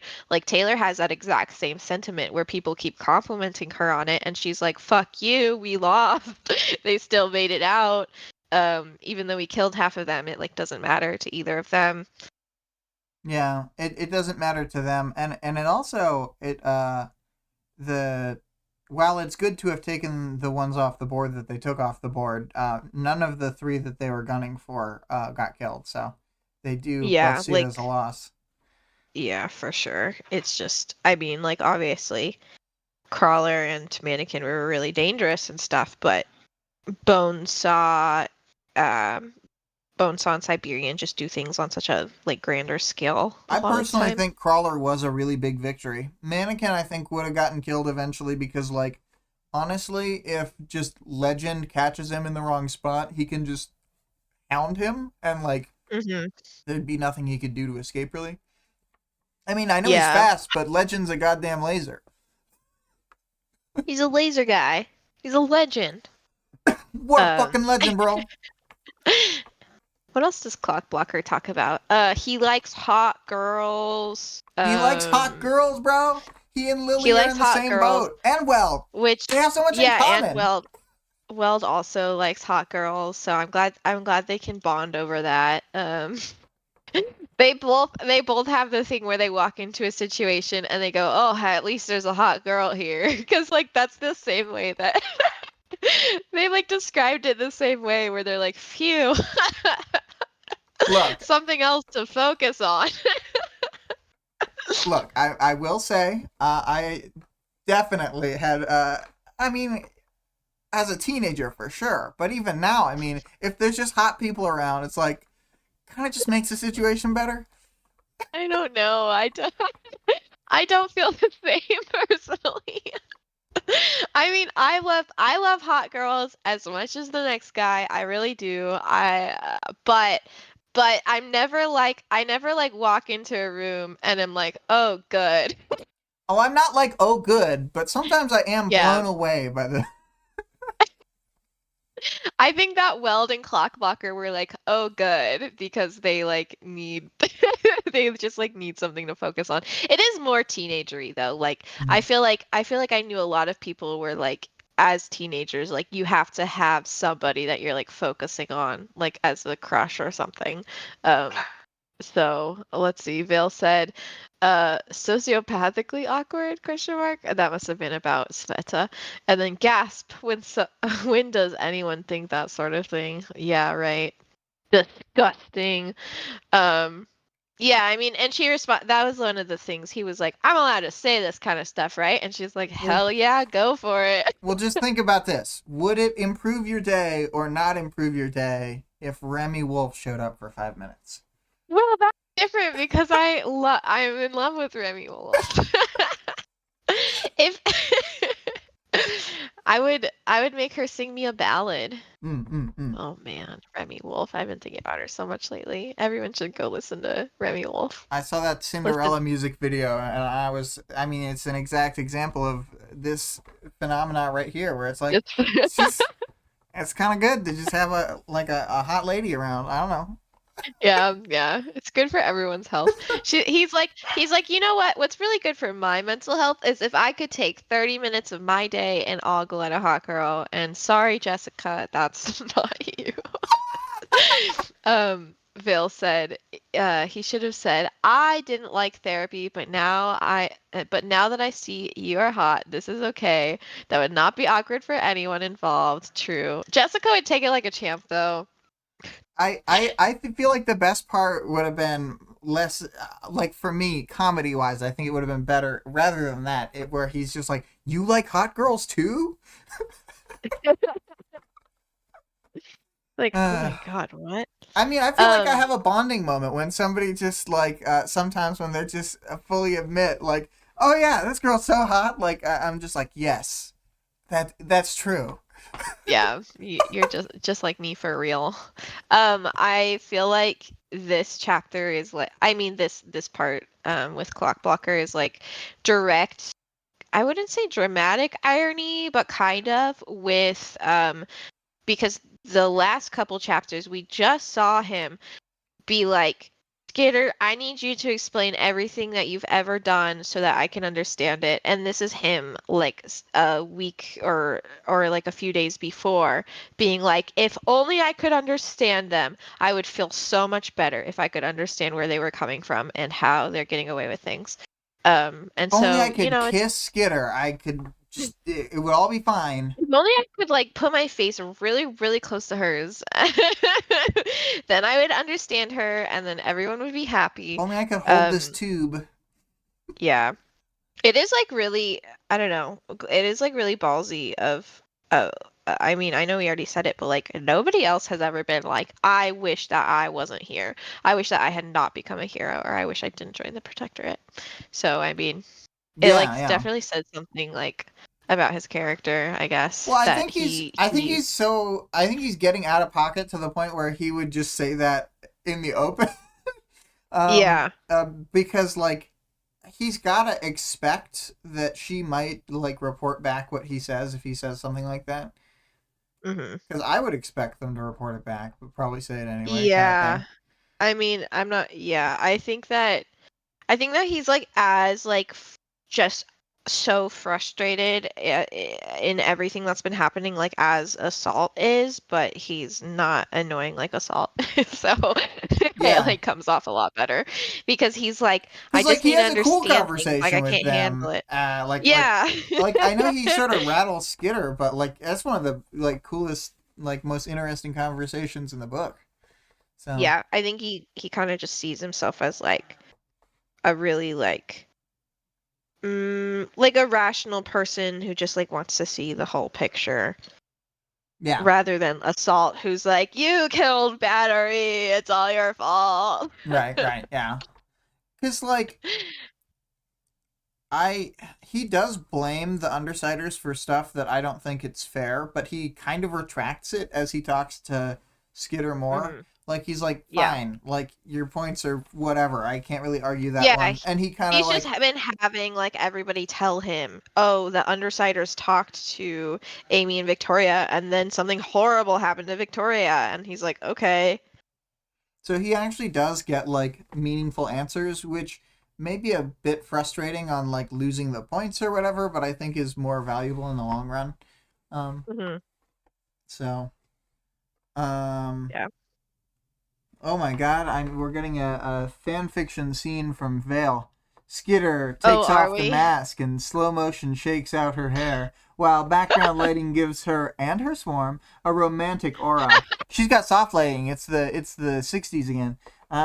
Dennis can't get this image out of his head. Yeah, he can't stop thinking about it because that's Dude, I do ship Skitter and Clockwalker just because I can't help but ship people who are like I guess I guess you just call them power couples who like when they're together, they just like become so much more so much stronger because they They're a um total power couple.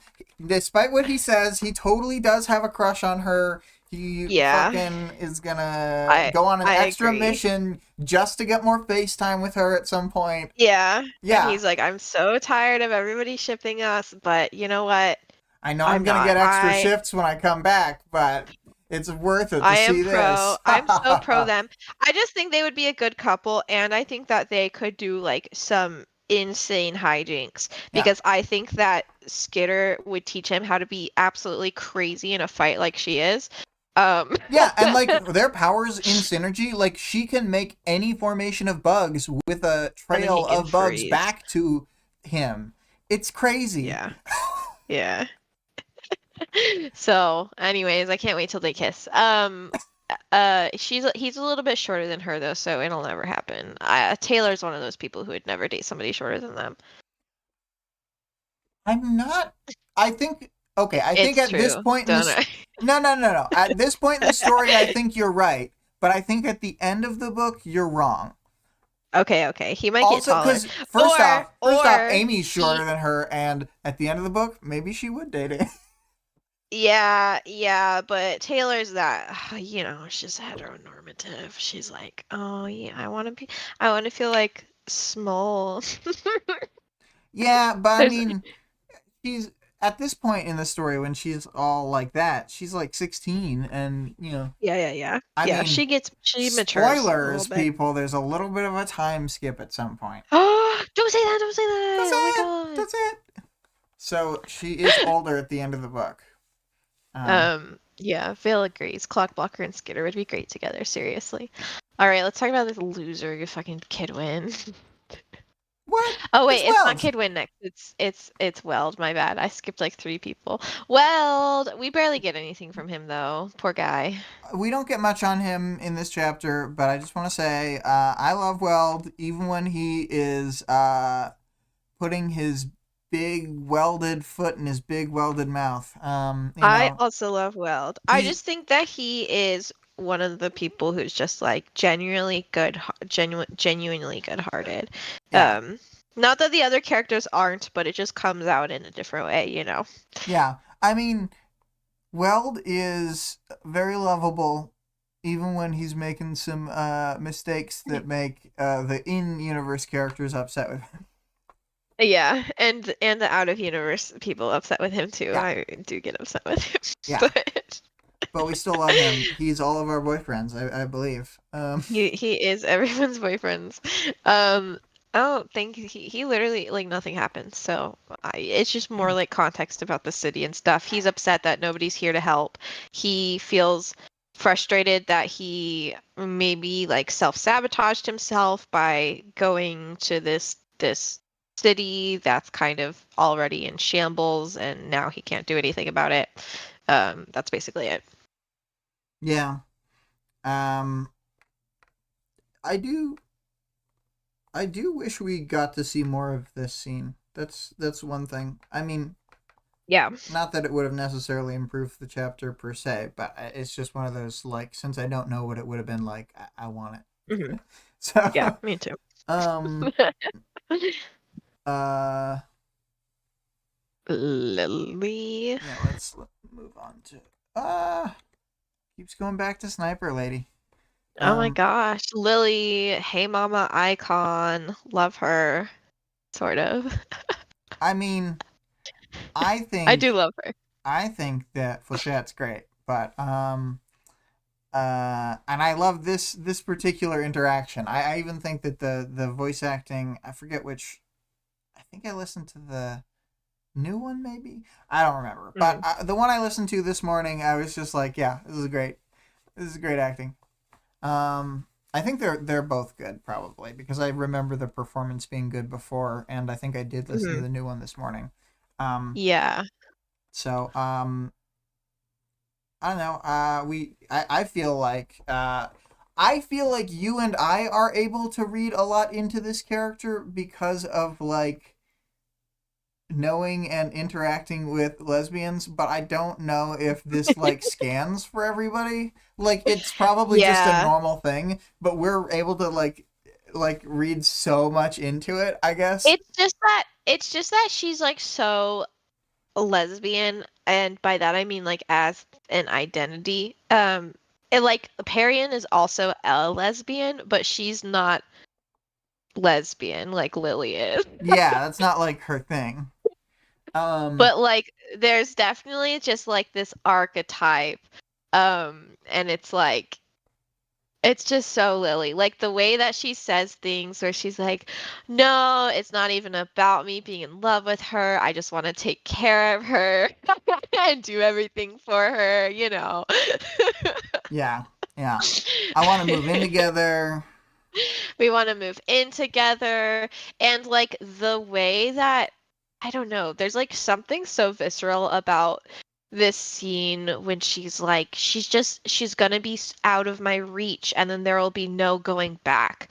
Like I don't know what it evokes, but do you feel like you have a good a good grasp of it?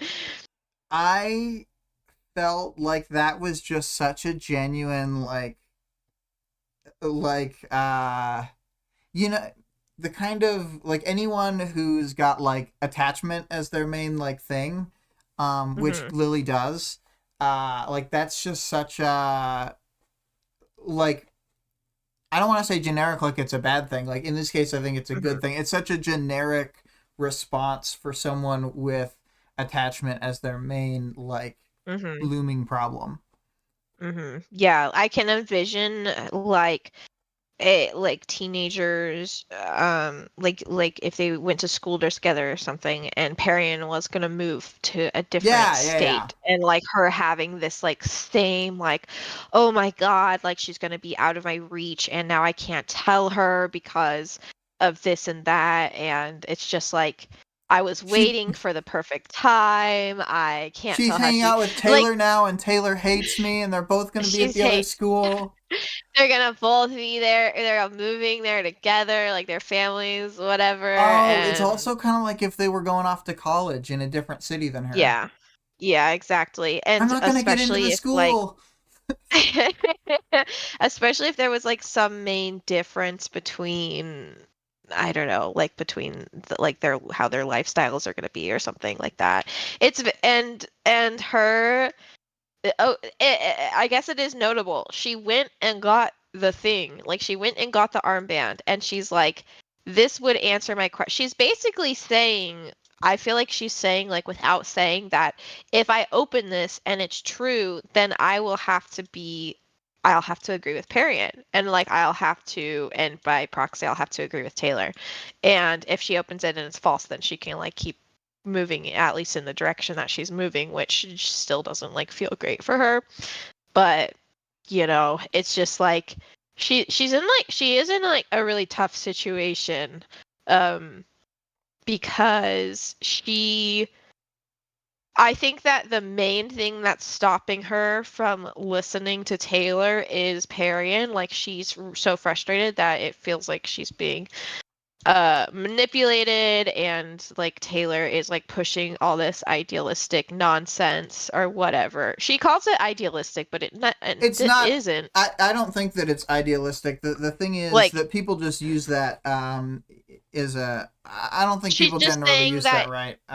Yeah, I think that she's saying that she's saying ideas that seem to make sense, but that don't add up from what I know.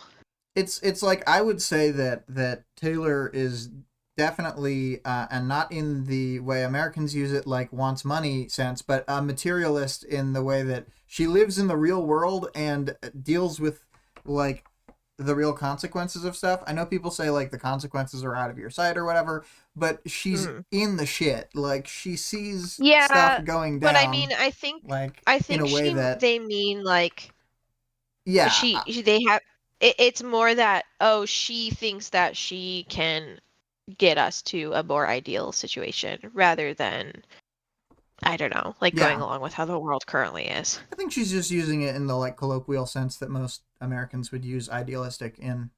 Hmm. Not in the actual definition of it. Um, Hmm.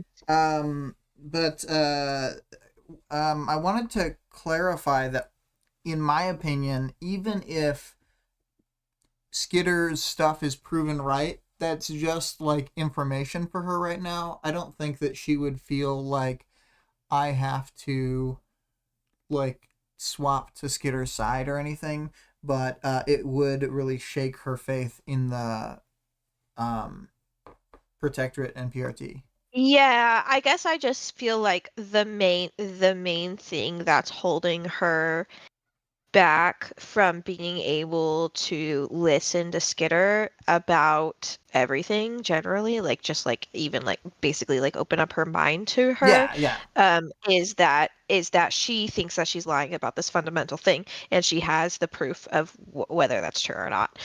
And so it would like and I feel like Lily knows that it would domino effect because she saw how like Perry and Domino affected like really quickly, like that when things make more sense, then you kind of have to go towards the thing that makes more sense. yeah. And But we haven't seen it, but there'll be a scene like later on where I know I keep mid spoiling things, but like Lily will see the bug zone where Taylor lives and be like, it's kind of nice here. She doesn't like say that, but it's clear that she's like surprised. yeah. She's like, I kind of want to live here. Vale had said Taylor's not that shallow. She just happens to like sweaty muscle guys who loom a bit. As she gets older, she still likes that, but refuses to think about it anymore. I just And then I makes just her run think for that dinner. she could bring herself in her older years to and by older I mean like 2 years older, bring herself to date a guy who is the same height or even, dare I say it, shorter than her. I don't know, but what if he was also ginger? That would cause a problem, but I think Dennis has enough plus points and Oh, like okay, okay. combat usefulness that he would That should still be into yeah. it. I think that she would date a cape if they were like just like I think that she thinks it's like cool when somebody's good at combat. Like, she respects Gru for his professionalism and stuff. Like she Yeah, but specifically I likes think his she thought battlefield he was weirdness. hot first. Well, that's true, but like we have a lot of time to see that she does give a shit about that other stuff too. Yeah, yeah, yeah. True. Do you have anything else to say about Lily? No, I mean the scene with her is amazing. Like that's, now that I think it over more, that's probably my favorite segment. Mm-hmm. Yeah, Um, that's pretty good. the Weld one I think is also really good. It's just too short. Yeah. Kidwin, the funniest one of all. Absentee client. Kidwin. He basically expresses where he's been emotionally, that he has since we saw him in his interlude, he has stepped out of the box and he is happy with that. He's thriving.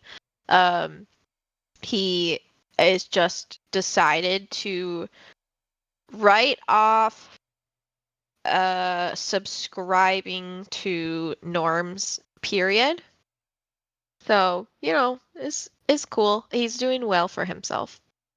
Yeah, I think that Kidwin is on the upswing from the point that we're in his chapter onward, basically. And I know he still has like, oh, the sabotage bomb, but like he'll learn that that wasn't him, so he'll just be like, yeah, Mhm. whatever, it wasn't even me. It wasn't even my fault. Yeah, I think that he could have benefited from therapy, but whatever. I think there's something to say about writing things off just because they are a norm. But this is like typical for somebody He's who pretty young has though. just realized. Yeah, he Isn't he he's just 15? realized he's just realized that he's not into the norm. He's got plenty of time to figure out that that doesn't mean he should write off everything that's within a norm, or that's within general society. So he can figure it out. I trust in that, hopefully, probably, Mm-hmm. if he lives long enough.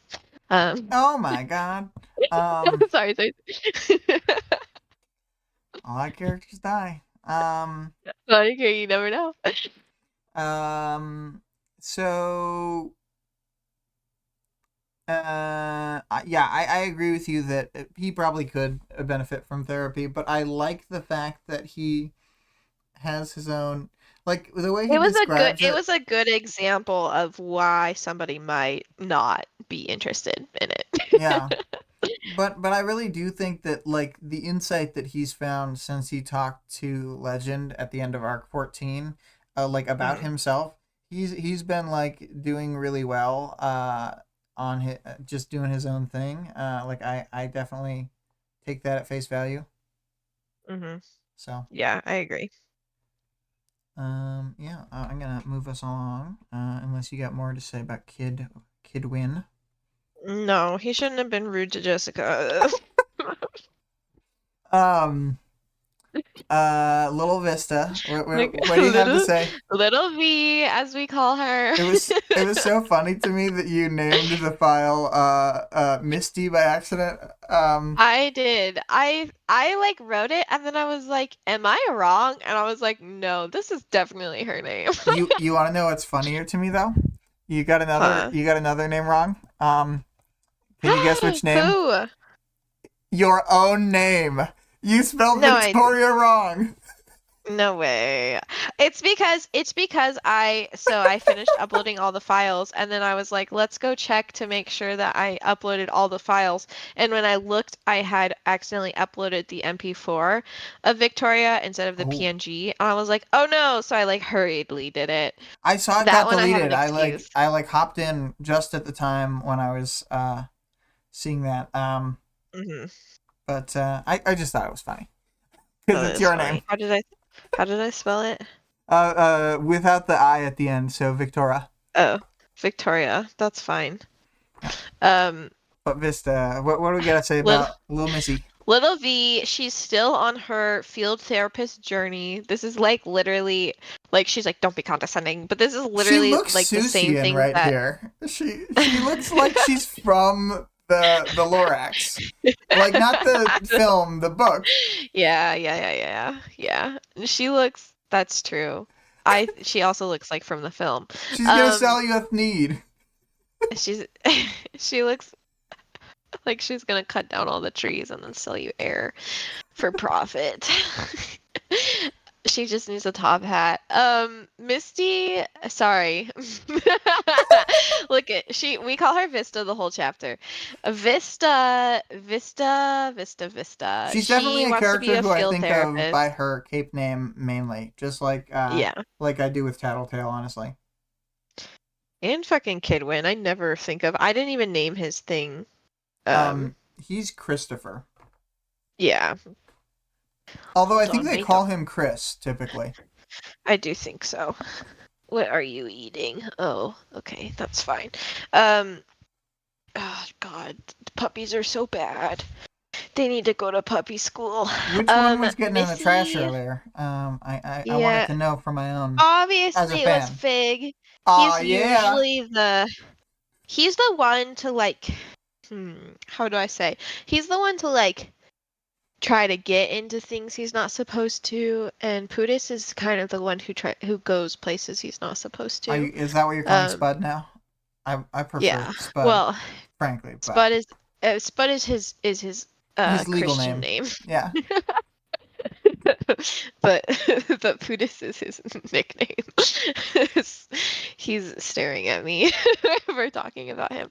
Um, but yeah, she's still on her field therapist journey, and so she's trying to get tips and tricks from Jessica while they're talking, and she's like, Well, "How do I relate to people better?" I think I think part of it for Missy, I think she sort of stumbles into that Team Heart thing. She's just like, it feels like more like she's admitting that Weld said that. You know what I Hmm. mean? Like going, I guess this thing. That's the vibe I got. And Yeah. then Jessica latches onto it and is like, ah, that thing you just said. I'm gonna Hmm. I'm gonna harp on it, not in an annoying way, in a way that makes you Yeah. think I'm helpful. Take that. Yeah. Take that, you Yeah. worm. Um, but yeah, so she's kind of focused on that. We hear more specific details about her like fatalism and how she's like, oh, we're all gonna die and it's gonna be horrible and this and that, but it's kind of more of the same for her. Yeah, yeah. From our perspective, we're used to this version. Yeah. I don't know. What else do you have to say about Vista? Even though I really like Vista as a character, I don't have a lot to say about her just because we kind of said it all on the Flechette chapter where she's being Uh-huh. all bummed out, and then her own chapter. It's just sort of like, you know, I think she's cool. I think that her Hmm. attitude is realistic given how many like murder scenarios she's constantly in. There's just so many murders. Um, do you have more to say about Vista? Not really. I never have a lot to say about Vista. She's a little kid. She's got a lot But more going on later when she's older, so. yeah, yeah, she's like still developing. She's like she doesn't have that much personality because she's been dealing with everybody dying around her constantly. Mm-hmm. All right, well, let's move on to Dolan. Hmm. Um, I guess I kind of talked about him before. He doesn't get that much characterization, but he's kind of a jerk. He's I love him. I love this weird jerk. I would not like to spend time around him in real life, but I mean, with or without powers. But for the purposes of this book, oh, he's so good. Um, Um, he he makes people so, I mean, I guess this is the first time we've seen it, but like it's like the same reaction I like think that Yamada's like, I fucking hate these monsters, and this is the same reaction that Pago has to Legend, where she's like, these beasts. well, also like literally, that's the vibe that Taylor got from Scion when he was near Eidolon is like that He's he just like disgusted. radiating hate at Eidolon. He's just like, ugh. Yeah, she's like, I felt a sense of disgust and anger.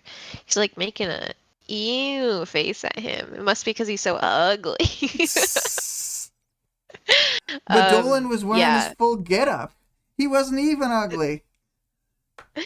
I feel like I feel like she, oh man, what was I gonna say?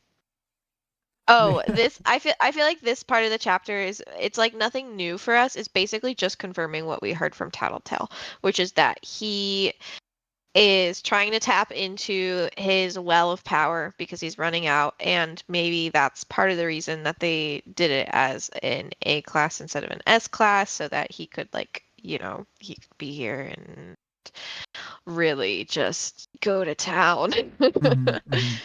I read Greg's comment here in a slightly Brad Neely way in my mind. Maybe Eidolon's real power, disgust aura. He's probably a perfectly fine man. It's just like the end of Wizard People where it's like Snake was probably a lovely woman. Um, but anyway, do you got more things to say about Eidolon? Not really. He's just, he's putting people at risk, but I guess it kind of makes sense. He's like, it's better I do this here than with an actual Endbringer because I think if I die here, that they'll be fine. Yeah, they'll be fine.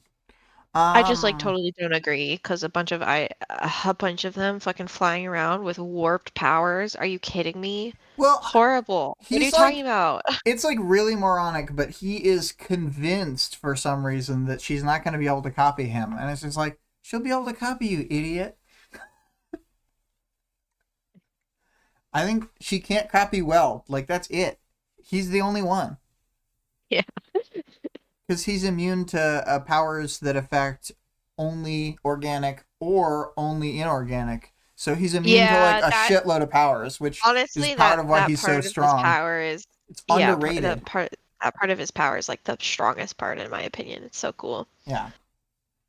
Um, but we're moving to Jessica. There's not a different Hmm. picture. It's just still this Jessica with a It's frown on still her face. sad, Jessica. Jessica is a pretty good therapist.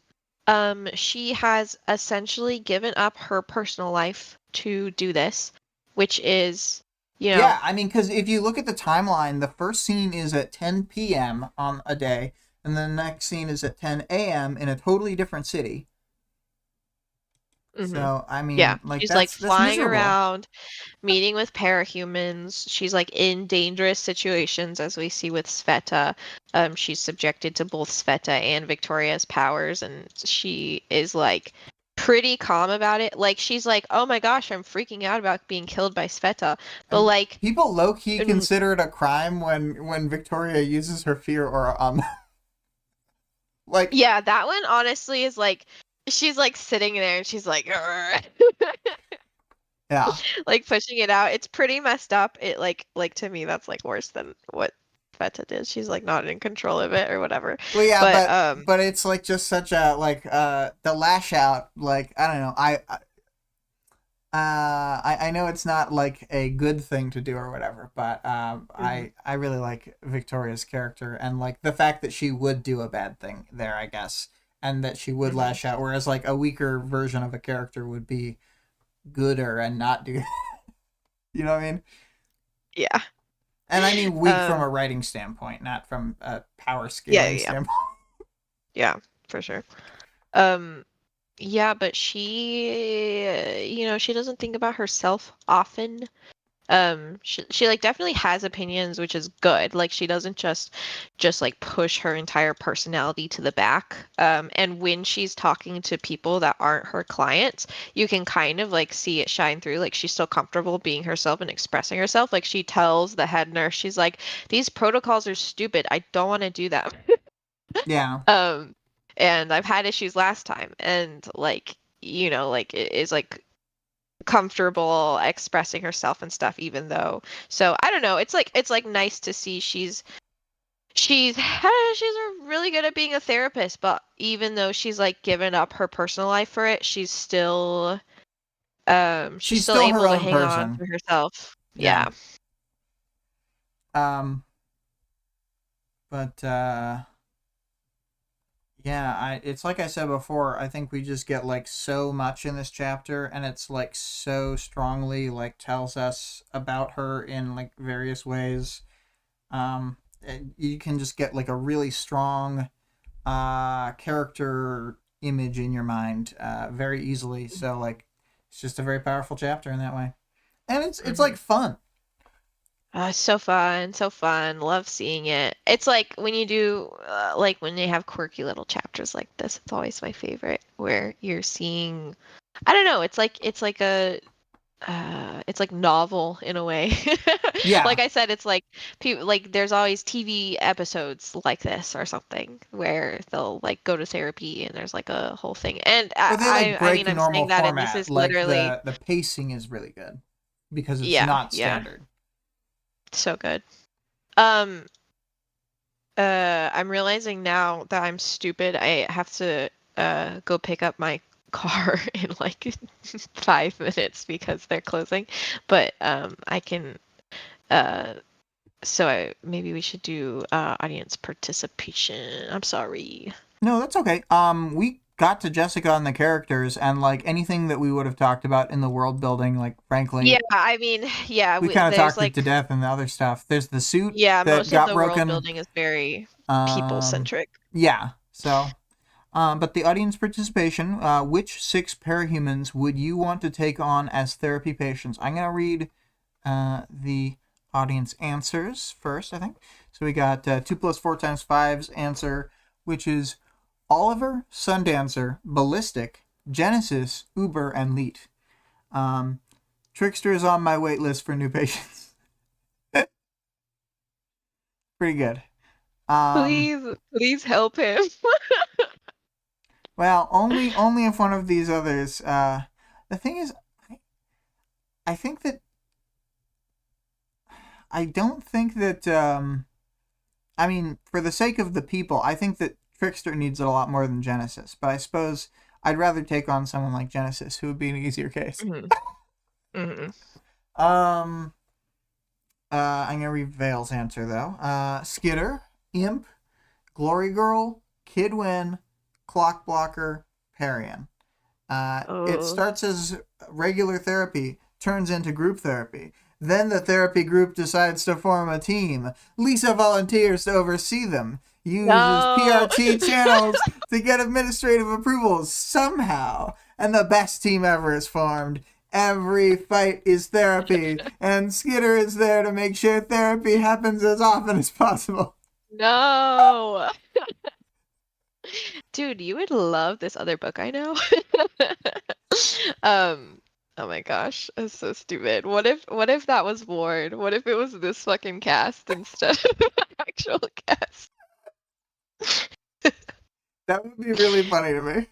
We're waiting for the fan fiction. Actually, okay, no, that's we can sort of just recast this. Imagine also 2 plus 4 times 5, like that's his group. But Trickster is the side character, is the Lisa.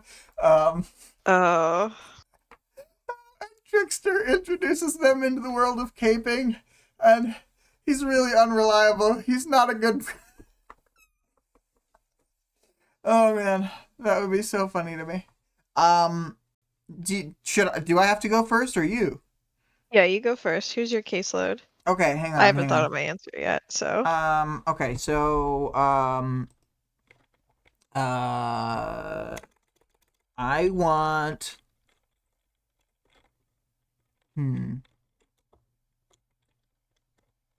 I do think I could offer Kidwin advice that would help him.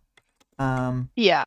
I think I would take on Kidwin as a therapy patient, and then let me think.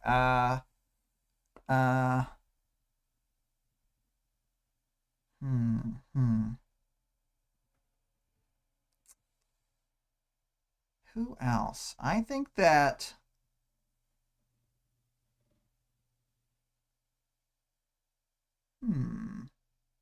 Not to just steal Vale's answers, but Imp is a really good answer. So I'm it's someone you could get through to, but that is, and she like definitely needs it, kind of thing. I feel like that's the perfect like setup, is like somebody who like definitely needs it.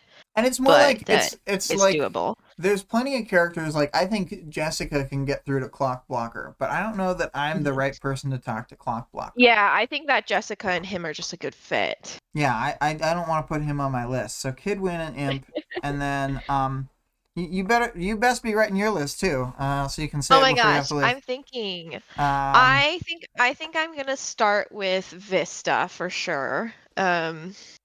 I think she'd be a pretty good client. She's like already into kind of talking about her feelings and stuff. Mm-hmm. So it's good. I'm gonna take on Lily. She's gonna be like, you like hot girls too? Yeah. You like hot girls too? This is perfect. Match made in heaven. I'll take Parian then. Yeah, I don't think I could help Parian. And Parian does have a lot of problems. Yeah, she does. I think and I even mean like before the Slaughterhouse 9, she had like a lot of emotional problems. I'm gonna go out on a limb and take Skitter too. Okay. I might have a girl group. Let me think of some boys. Yeah, let me think.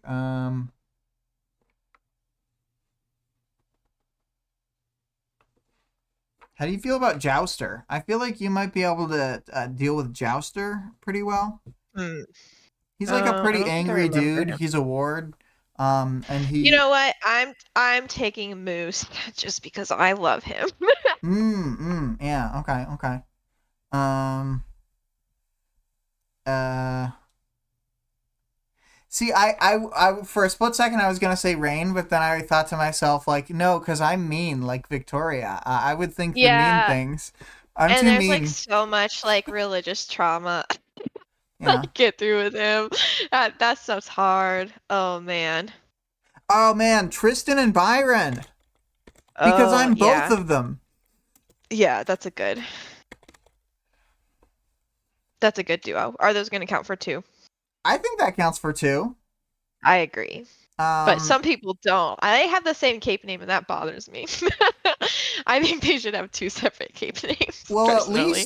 at least, one person, just Victoria, basically says Mhm. Capricorn Red or Capricorn Blue. It is helpful. Um, and then I guess I need the Oxford comma, and I need to go back a spot on the list. Okay, so the sixth team member, sixth, and this would not be a group therapy. These would be individual No, sessions. no, no. These would be individuals. The exception to that being Tristan and Byron, which would be a group All right. therapy between just them. So, Okay. well, how am I gonna not do that? Well, I mean, I guess I would probably just treat it like single personally. Oh, okay, But I that's two separate. understand. Oh yeah. Well, because they can't not say things. They can't, They're yeah, stuck. they can't. You know what? I think we should do more experimenting with drugs to see what we can do about them without putting one of them asleep. That would probably be good for both of them. Yeah, Like, because they yeah. don't want to be awake when they're in the No. when they're not the main control person. I would do some like crazy micro mushroom dosing with them, I think, and we could figure things out from there. Mm-hmm. That's a good idea. Um, I'll use that in my sessions with them. And I get to be on shrooms too, though. You're That's like, the and I rule. get to sit in on the sessions. Yeah. Wait. Who are yours? You said Vista. I said Vista, Taylor. Oh my gosh, who else did I say? Vista, Taylor, Parian. I'm trying to think of characters for wards too. You said Moose. Moose. Because you didn't want it Yes. to be just a girl gang. You want it to be a even split. It seemed Yeah. like. Yeah. I should do an even split. Let me think. Some. Yeah, me I mean, too. Clockblocker's an easy pick for me. I would do Clockblocker. And then let's see. Who's a more tricky boy? Oh my gosh. Lab Rat. That's a Yeah. tough one. Yeah, that's a tough one. Did I say lab rat or yeah, I think adult lab rat. Yeah. Yeah. That's 5. No, I had 6. Which Vista, Taylor, Parian, Moose, lab rat, and oh my gosh, I swear to God I had another one. Oh, and Clockblocker. Yeah. Oh, you already had clock. That's right. Okay, got it. Yeah. That's my lineup. Not group therapy. Dear God, not group therapy. Yeah, never. one at a time, please. One at a time, please. One a week, please. Who's my last person? Let me think through some people. Who would be good?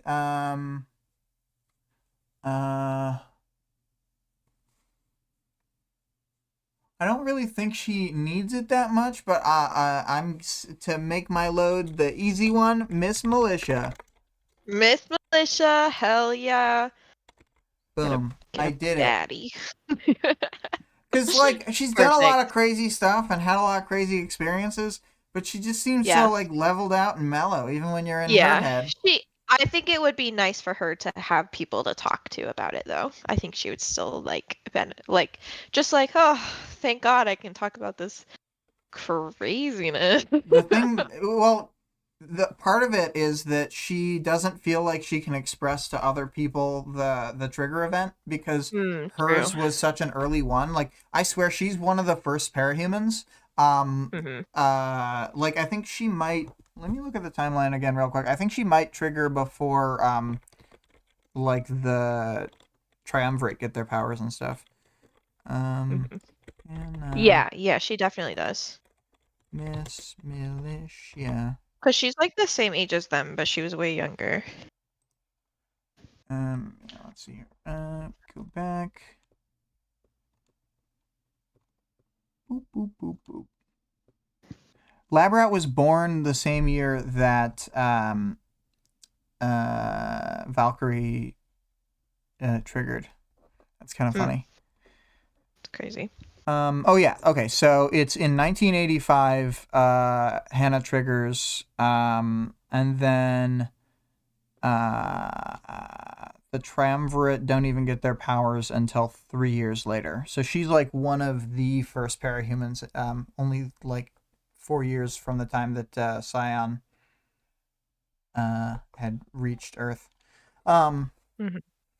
Anyway, I know you gotta go, so I will wrap it up. I'm glad we had that nice segment. And the question for next week, which I'm going to put into the chat before I forget, is make up your own evil Noel clones of capes. Or just whatever, you know. I think it'll be fun. I want to see what you guys got. There's a lot of variety there, for sure. Yeah, I want to try and come up with some for real this time. Like, usually like if we answer them, I answer them on the spot, but I'm gonna try to remember. Cut to next week where I didn't remember. I'll try to remind you. Okay. Okay. We'll both try. We'll try. Awesome. Well, I'm gonna start up the music and do the outro, but you can feel free to hop out and get that car. Okay. Talk to you later. Bye. So, this has been another Write Once, Read Many. We covered, of course, 18Z. Moving back to the clock blocker image as our out image. This is, of course, the song Queen Scourge by ScarlettXOX. We are going to be using it for Arc 18 and 19. You can find Scarlett at her Twitch channel, twitch.tv/Scarlett_Rogue. She's going to be starting a new series that every 2 weeks she is doing a Sunday tabletop RPG. It's going to be called Gas Station Blues. I don't know a lot of the details yet because tomorrow is the first stream for that. So you can tune into Scarlett's stream if you want to see her new tabletop thing that's going on. And it sounds like it'll be a lot of fun. The Discord server can be found in the stream description as well as the channel description. The author of the work being discussed, as always, is Wildbow and can be supported on Patreon at patreon.com/Wildbow. Full text of the work is available for free online at parahumans.wordpress.com. And there's also a fan-made audiobook of the entire work at audioworm.rain-online.org. Thank you guys who are in the chat, and I will just let the music finish.